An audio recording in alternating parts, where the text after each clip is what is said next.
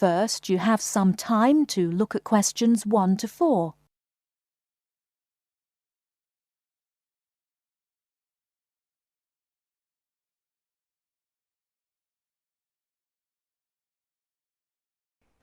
Hello. Hello, is that Appleton 363? It is Harding speaking. Oh, I'd like to speak to the secretary of the Arts Club. Yes, speaking. Oh, hello. My name is Frances Drew. I just moved to the area. My classmate and we'd be interested in joining the Arts Club, but we'd like some more information, really. You know, about joining and the sorts of activities you do. Yes, well, what you want's our calendar. Ask at the library. I'll make sure that there are plenty there by Thursday. That's all right for you? Yes, fine, thank you. But would you mind telling me how much it costs to join? Membership fee for an adult is £2.50 per year, of course. What exactly does club membership entitle one to? Entitle you to? Oh, for a start, there's the club events. You get invited to them, of course. They're for members and only, they are free. What sorts of events are there? You'll see what they are when you get hold of a calendar. But, well, there's club evening, for instance, once a month, usually Wednesdays from 8 till 10. And whereabouts do you hold them? Club evenings, the beach pavilion. Do you know it?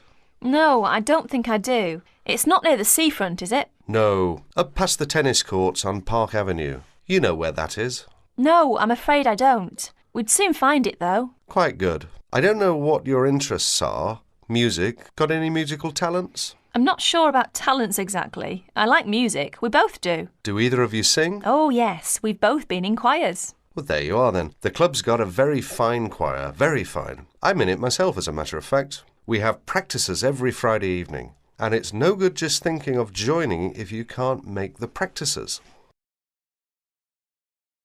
Before you hear the rest of the conversation, you have some time to look at questions 5 to 10.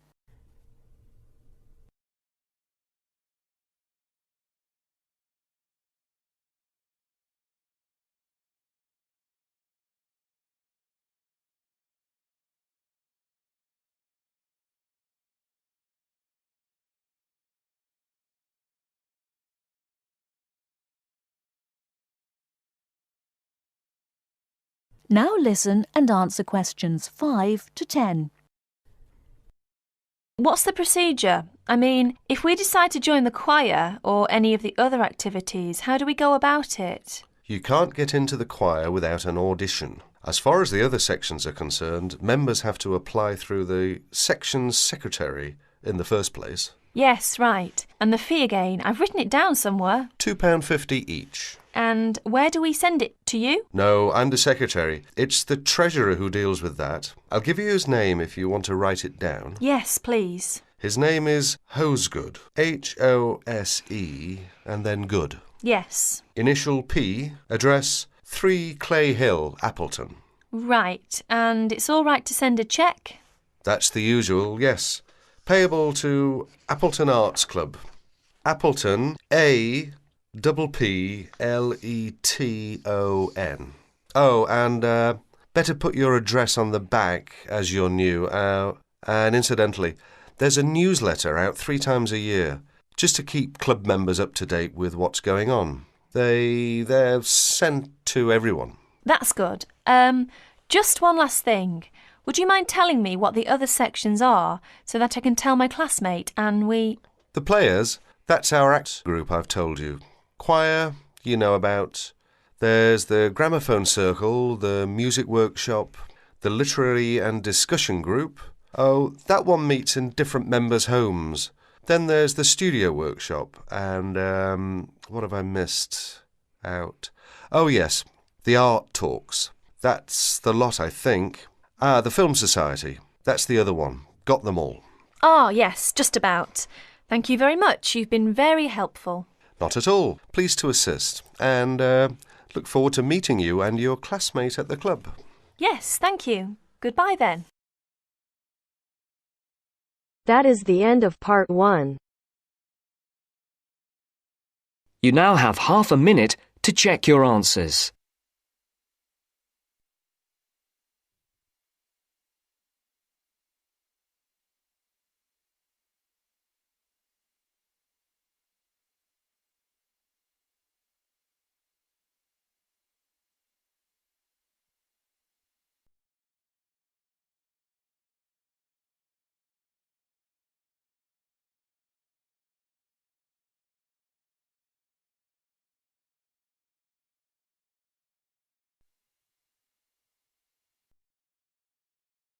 Now turns to Part 2.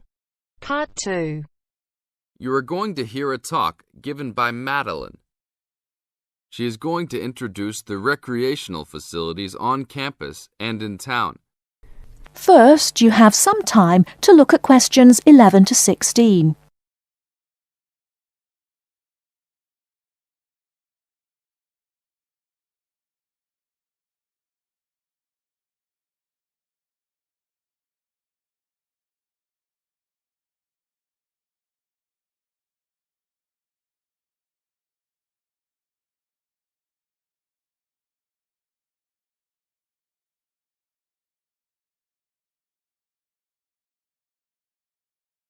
Now, listen carefully and answer questions 11 to 16. Well, good morning, everybody. My name's Madeline Stewart, and I'm here to tell you about the recreational facilities available on campus, and also to tell you something about what the town has to offer. You may already know that your students' union membership also includes membership of the sports union, which provides a range of sporting and recreational facilities on campus, much the same as those in most British universities. The sports union has football, tennis, and cricket teams in local competitions. And really, most sports are catered for in some way on campus, even if they're just social matches. In the building itself, there are fitness classes and a full gym, including weights. The sports union can also provide cheap tickets to some major sporting events. And to keep you up to date with everything available, there's a weekly newsletter distributed around the campus. You should check this to find out the names and phone numbers of the contact people for each sport or activity you're interested in. Yes, did you have a question? Yes, apart from what you've just said, does the sports union offer individual help in any of its activities, for example, in getting fit and healthy? Yes, we do.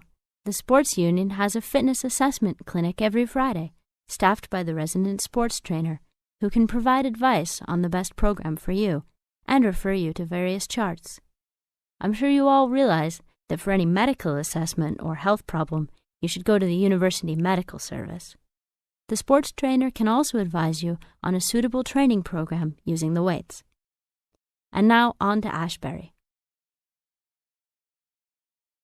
Before you hear the rest of the talk, you have some time to look at questions 17 to 20.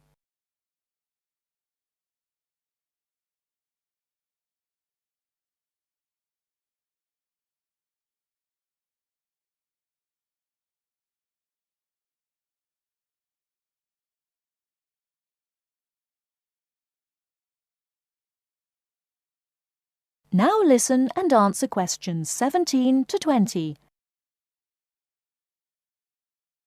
And now on to Ashbury. For a town of its size, Ashbury has some unusually good leisure and sporting facilities, most of which are near the center of town and easily reached by bus from this campus. There's a new, well, almost new, Olympic-sized swimming pool. That's not quite in the central town area, but it's only a 5-minute walk from the bus stop. Above the pool, there's a high-tech fitness center that any of you more serious fitness lovers would need to check out. Then, in the center of town, there's a sporting complex called the Anderson Center, which contains squash courts and facilities for a number of other indoor sports, such as basketball. And just around the corner from the Anderson Center, in the main street there, is an indoor bowling alley. All of these facilities are listed in the weekly newsletter, so I encourage you all to look through it and... That is the end of Part 2. You now have half a minute to check your answers.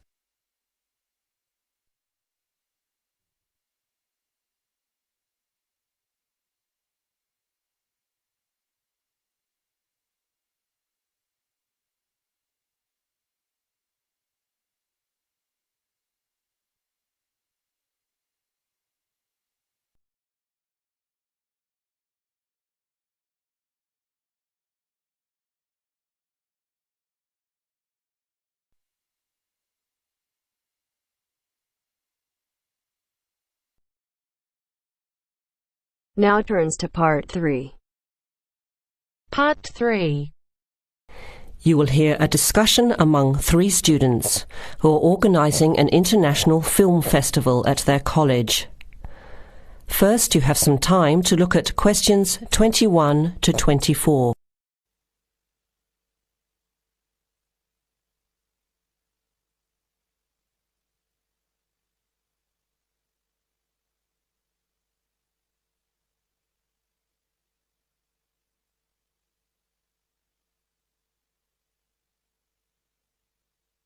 Now listen carefully to the first part of the discussion and answer questions 21 to 24. Thanks for coming to this meeting on such short notice, Anna and Veronica. It looks like we have just become the organising committee for this year's International Film Festival. We've all just met, so perhaps we should start by an introduction with a bit of background from each of us. Okay, I'm Anna. I finished 3 years of a languages degree in Sweden, where I come from. This year I decided to study overseas to get to know a different part of the world. I'm also a big fan of European cinema, especially French and Italian. Those are the languages I majored in along with English. To me, film is a great way to learn about the rest of the world. I was in the film club at my university, so when I saw the notice asking for volunteers, I thought it would be a good way to meet people and get involved in something I really enjoy. Thanks, Anna. My name is Veronica and I come from Italy. I'm doing graduate studies in English literature. I went to some of the films in the festival last year and enjoyed them. I especially liked the video interviews. That was when I decided to get involved. I used to do film reviews for our student newspaper back home. Hi, I'm Chris from Scotland and I'm in 4th year journalism. Cinema is my hobby. Last year I joined the organising committee just like you have now, and somehow this year I've ended up in charge. I'm actually able to use my coordinating work on the festival towards a credit for one of my courses. I have to write up a report on the festival with recommendations, so that's an extra motivation for me. So I hope this is going to be a good experience for us all. Okay, where would you like to start? How about a general overview of the festival? I don't really know much about it. Well, the film festival was started by International Student Society 5 years ago and has grown every year. It is held over 4 nights during study break, Wednesday to Saturday. Normally we show 3 films a night. Last year we tried to choose films from different parts of the world that fit together in some way, maybe a similar theme. Or we could feature a type of film like action films or science fiction. Now you have some time to look at questions 25 to 30.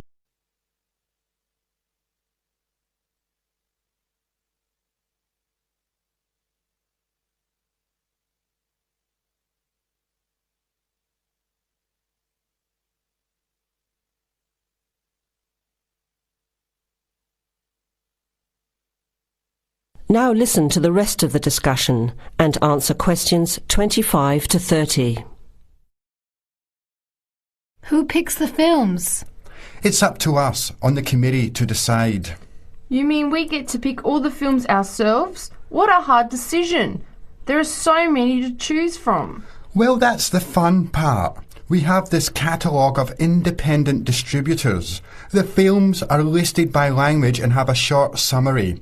We just have to go through it to find a good combination of films that will attract an audience. Veronica mentioned something about interviews. How does that fit in? We set up cameras in the foyer of the theatre and did live interviews before, during intermission and after the screening. Anyone from the audience could come up and talk about the film. The Broadcasting and Journalism School set it up and ran the interviews. They were shown on big screens around the lobby and in the theatre. It went over really well. We had a long lineup of students waiting to be interviewed on TV.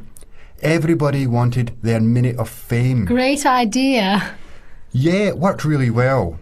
We should certainly do something similar again. Maybe even develop the idea further. like a website with audience reviews and discussion, so we can get as much participation and involvement as possible. Hey, that's a good idea. Can I ask a question? None of the films are in English, right? Are they dubbed or subtitled? Well, we do occasionally choose a film in English, but only from unusual places where the dialect is so strong they sometimes need subtitles, like the Caribbean or even Scotland. The majority of films in the festival are foreign language, dubbed in English. We've learned from experience that students don't like reading subtitles.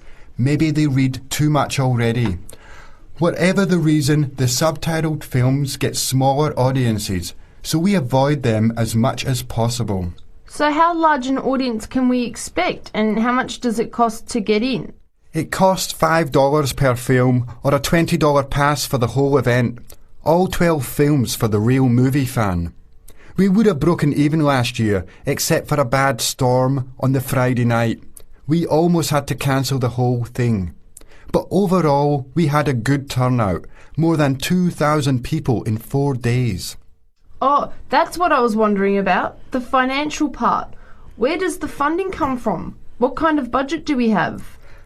The festival is subsidised by the Student Council. We generate money through advertising and through admission charges.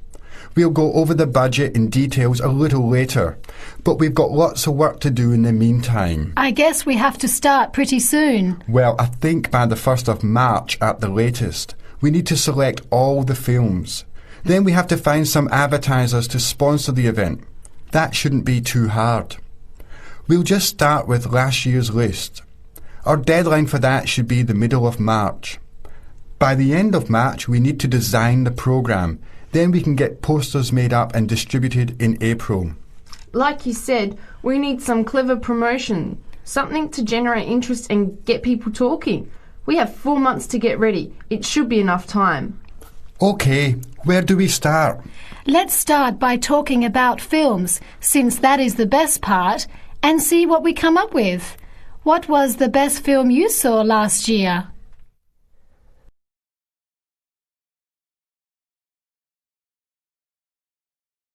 That is the end of part 3.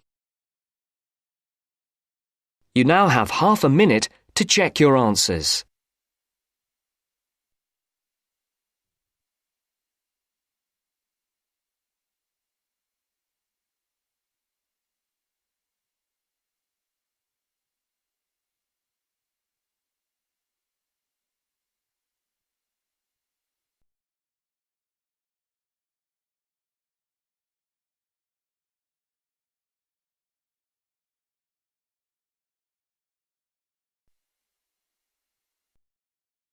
Now turns to part 4. Part 4. You'll hear a programme on the city of Brisbane. First, you have some time to look at questions 31 to 40.